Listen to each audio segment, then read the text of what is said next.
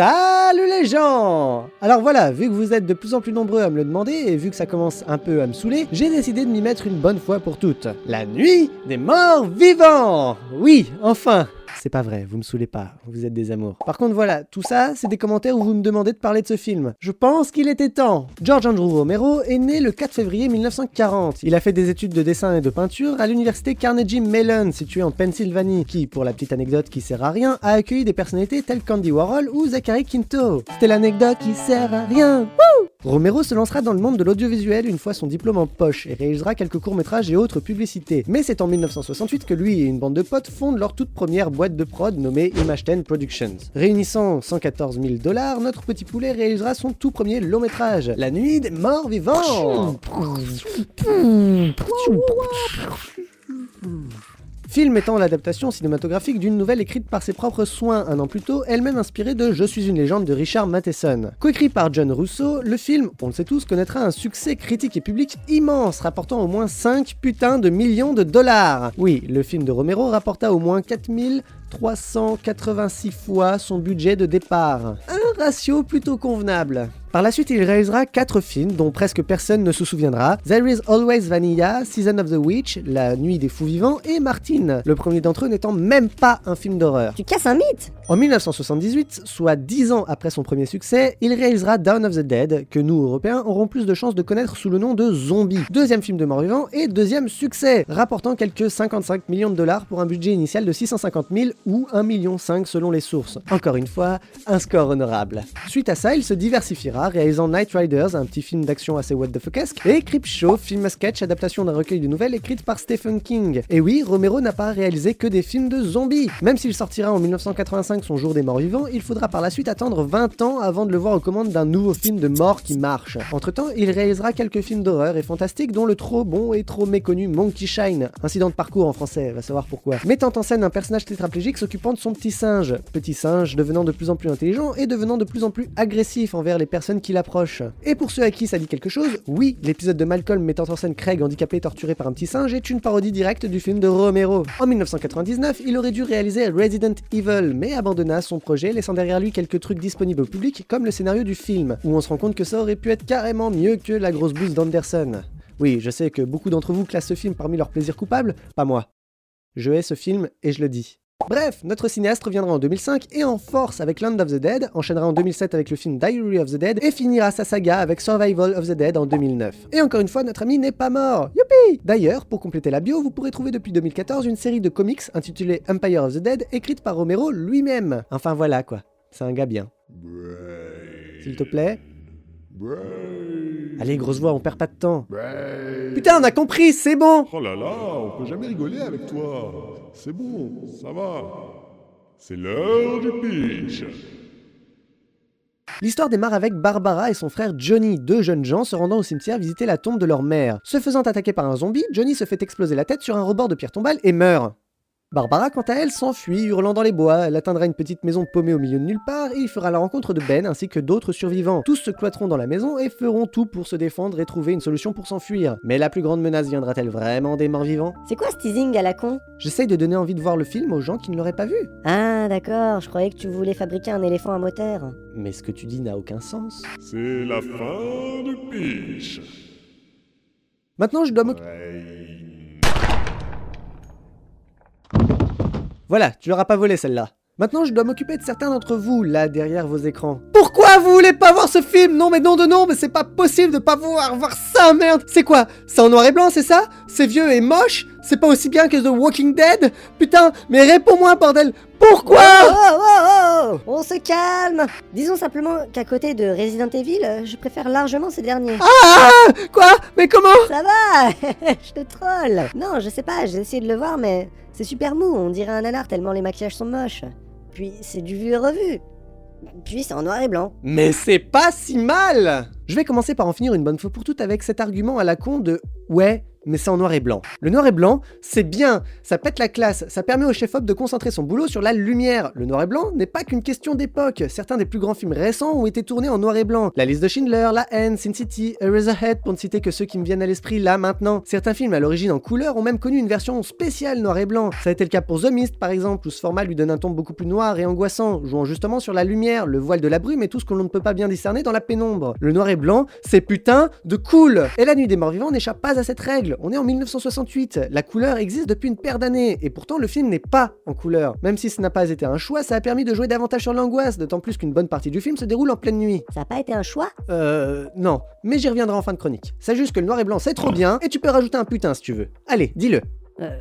Le noir et blanc, c'est trop bien, putain? Voilà. J'enchaînerai avec ce par quoi j'aurais réellement dû commencer. Ce film a révolutionné tout un pan de l'histoire du cinéma fantastique. En effet, soyons clairs tout de suite, il y a eu un avant et un après Romero. Dès les années 30, le zombie envahit les salles de cinéma. De grands noms tels que Bela Lugosi, plus connu sous les traits de Dracula, ou Boris Karloff, premier acteur à avoir incarné le monstre de Frankenstein au cinéma, s'essayent à ce type de film. Cependant, le film de zombie reste pendant une paire d'années un genre bis, un genre d'exploitation sans grande envergure critique, expliquant la marche d'un mort par la magie vaudou, le nucléaire ou bien les extraterrestres. Puis vient Romero. Et comprenez bien que ce que vous avez pu voir tournant autour du mythe du zombie depuis les années 70 a été créé par ce cinéaste et provient du film dont on est en train de parler. Pas d'avant, pas d'après. Romero est le premier à avoir introduit le fait qu'un mort puisse redevenir vivant sans en expliquer la cause. Oui, parce que ce qui fait un vrai zombie moderne, c'est pas le fait qu'un virus trimballe ses fesses dans le coin. Et la cause de la zombification est toujours restée un mystère majeur autour duquel s'arquaient certains nœuds dramatiques, notamment avec la confrontation éternelle entre les hommes de science et les hommes d'église, criant au micro que le courroux de Dieu s'abattait sur le monde. Romero est le premier à avoir introduit le fait qu'il faille forcément détruire le cerveau du mort pour le tuer. Oui, c'est vrai, c'est dit bizarrement. Romero, faut se le dire, est le mec qui a donné naissance à une énormité de codes cinématographiques et autres clichés. Et c'est dommage. Quoi? Pourquoi? C'est dommage car pour nous, spectateurs du futur, on ne pourra plus être surpris par les rebondissements de ce film. On en connaîtra instinctivement tous les ressorts, ayant été abreuvés de copies de ce genre de film. Everything's a copy of a copy of a copy. Cependant, il faut arriver à se remettre dans le contexte et faire abstraction de tout ce qu'on a pu connaître afin de se rendre compte de l'envergure de ce film. Personne n'avait encore vu un tel zombie. Tout ce qui peut nous paraître vu et revu était totalement, entièrement, complètement nouveau pour l'époque. Même le mot zombie n'était pas encore employé pour ce type de monstre. Il fut attribué par certains fans quelques années plus tard. Oui, mesdames et messieurs, je vous présente le tout premier zombie moderne de l'histoire du cinéma.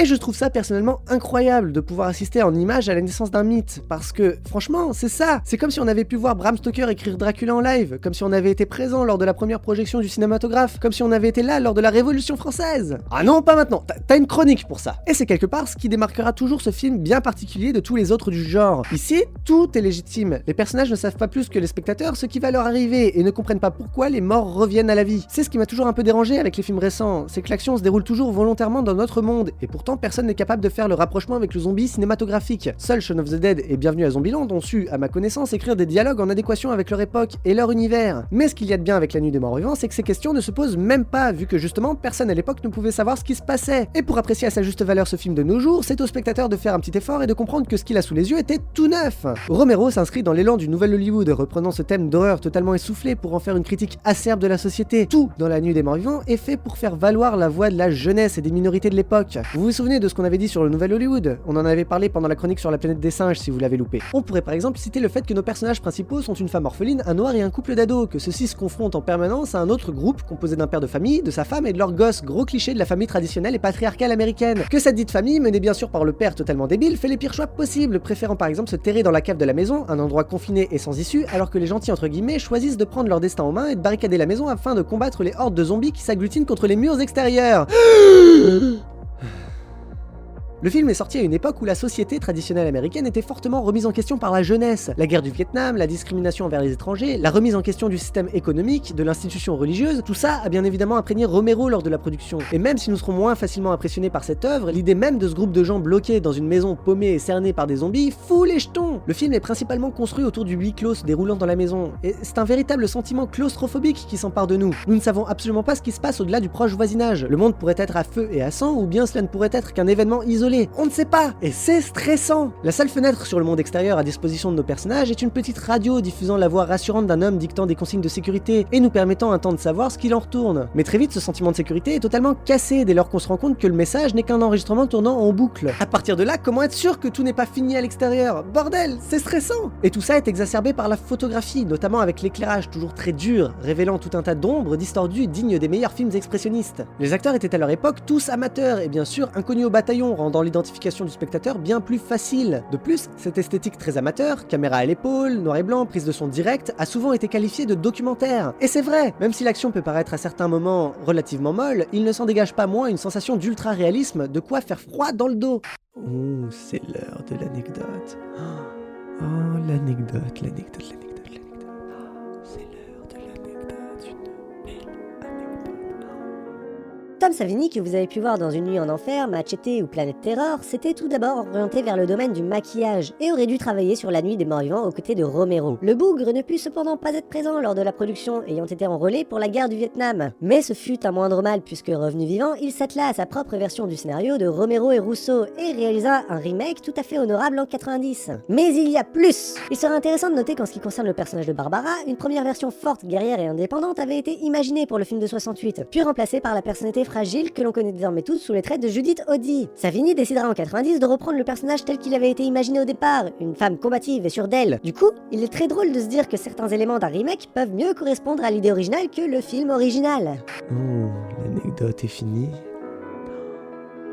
C'est la fin de l'anecdote. Oh oui, l'anecdote. Tu sais quoi? Moi aussi j'ai envie de placer mon anecdote. Je peux? Bah, bien sûr. Ah, vous êtes trop aimable. Non, mais c'est votre chronique avant tout. Mais j'insiste, c'est vraiment sympathique de votre part. Oh, arrêtez, vous me faites rougir. Ces couleurs vous vont tellement bien. On reprend. Hein. Juste avant sa sortie aux États-Unis, le film connut un changement de titre, passant de l'original Night of the Flesh Eaters, comprenait La nuit des mangeurs de chair, au titre désormais culte Night of the Living Dead. Sauf que, petit problème, vu que le distributeur qui opéra ce changement oublia simplement d'apposer un copyright sur le nouveau titre, le laissant négligemment dans le domaine public. Cela étant définitif, il a toujours été possible de vous le procurer gratuitement en toute légalité, d'en faire vos propres copies et même de les commercialiser comme bon vous semble. Je dis ça, je dis rien. Hein. En tout cas, je dois dire que pour cet épisode, ça me fait un point en moins vis-à-vis du droit d'auteur YouTube. Maintenant, après avoir dit tout ça, va falloir remettre certaines choses à leur place. La plupart des choix esthétiques de ce film ont été pris, non pas pour coller spécialement à un message, mais par manque de budget. Souvenez-vous, 114 000 $ de budget. Moins cher que ça, tu meurs. Ce film a littéralement été fait avec des bouts de ficelle. Le noir et blanc coûtait moins cher et la pellicule utilisée était du 16 mm. Dwayne Jones, qui comme Ben, faisait partie de la bande de potes de Romero et n'a pas du tout été choisi pour sa couleur de peau. Énormément de choses allant dans le sens de la critique sociale n'ont finalement pas été voulues, résultat du hasard ou en tout cas n'ont pas été réellement réfléchies. Et quelque part, ça pose la question de la surinterprétation. Le film est passé à la postérité et continue d'être cité par les critiques comme étant l'une des pierres fondatrices de ce que sera plus tard le cinéma moderne. Sauf que dans les faits, c'était pas voulu. Arrête, tu casses tout. La nuit des morts vivants n'était au final qu'un film de jeunes adultes, certes maîtrisé techniquement, mais surtout fait à l'arrache. Non, tais-toi, s'il te plaît. Non mais c'est vrai. Arrête, arrête. C'est triste à dire, mais ce film a été mis sur un piédestal. Mais putain, mais c'est pas si mal.